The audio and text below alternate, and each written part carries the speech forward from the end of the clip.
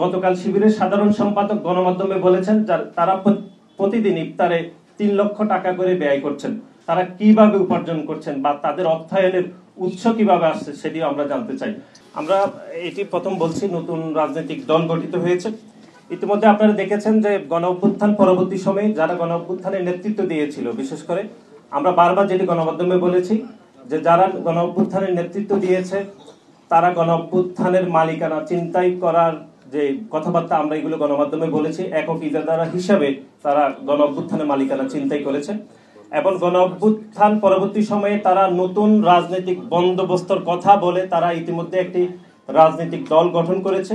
আমাদের দলের পক্ষ থেকে সেই সিদ্ধান্তকে স্বাগত জানানো হয়েছে এবং বাংলাদেশ জাতীয়তাবাদী ছাত্র দলের পক্ষ থেকে আমরা স্বাগত জানিয়েছি। কিন্তু আমরা যেটি উদ্বেগের সহিত লক্ষ্য করলাম সেটি হচ্ছে নতুন রাজনৈতিক দল যে গঠিত হয়েছে নতুন রাজনৈতিক বন্দোবস্ত হিসাবে, সেটিতে আমরা আসলে নতুনত্ব কিছু দেখিনি। বিশেষ করে আমরা নেতৃত্ব নির্বাচনে খুবই সিলেক্টিভ বিষয় দেখেছি। নমিনেটেড ব্যক্তিবর্গ সেখানে নেতৃত্ব নির্বাচিত হয়েছে, কোনো গণতান্ত্রিক প্রক্রিয়ায় নেতৃত্ব নির্বাচন হয়নি। এখন একই সাথে তারা রাষ্ট্র ক্ষমতায় গেলে তাদের ফরেন পলিসি কি হবে, তাদের অর্থনৈতিক বিষয়ের পরিকল্পনার বিষয়ে কোনো সুনির্দিষ্ট তথ্য আমরা জানতে পারিনি। এবং বিশেষ করে গতকাল ন্যাশনাল সিটিজেন পার্টির যিনি প্রধান তিনি রয়টার্সকে বলেছেন যে বাংলাদেশের কিছু ধনী ব্যক্তিরা তাদেরকে অর্থায়ন করেছে। আমরা এখানে ওনার কাছে জানতে চাই তাদেরকে যে অর্থায়ন করেছে ধনী ব্যক্তিরা, সে অর্থায়নের বিপরীতে তারা কি ধরনের কমিটমেন্ট তাদের কাছে নিয়েছিল সেটি আমরা বাংলাদেশ জাতীয়তাবাদী ছাত্রদল জানতে চাই।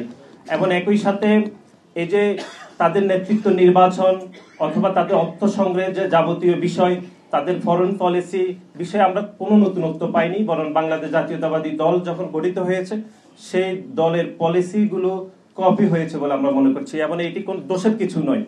সুতরাং সার্বিক বিষয়ে নতুন যে দল গঠিত হয়েছে সেটা নতুন রাজনৈতিক বন্দোবস্ত হয়নি। একই সাথে আমাদের কাছে মনে হচ্ছে এটি আদিম রাজনৈতিক বন্দোবস্ত হয়েছে বলে আমরা মনে করছি।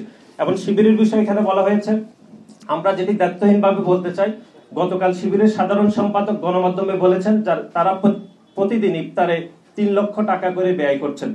যদি প্রতিদিন 3 লক্ষ টাকা করে ব্যয় করা হয় তাহলে এই পবিত্র রমজানে প্রায় 90 লক্ষ টাকা তারা ব্যয় করছেন। আমরা আপনাদের মাধ্যমে তাদের কাছে জানতে চাই এই 90 লক্ষ টাকা একটি সাধারণ শিক্ষার্থীদের সাধারণ সংগঠন হিসাবে তারা কিভাবে উপার্জন করছেন বা তাদের অর্থায়নের উৎস কিভাবে আসছে সেটিও আমরা জানতে চাই। এবং বাংলাদেশ জাতীয়তাবাদী ছাত্রদল সাধারণ শিক্ষার্থীদের সংগঠন হিসাবে আমরা সাধারণ শিক্ষার্থীদের জন্য কাজ করছি এবং আমরা সাধারণ শিক্ষার্থীদের জন্য যে অর্থটুকু ব্যয় করছি সেটি স্বচ্ছতা এবং জবাবদিহিতার মধ্যে আমরা রয়েছি বলে আমরা বিশ্বাস করি। সবাইকে ধন্যবাদ।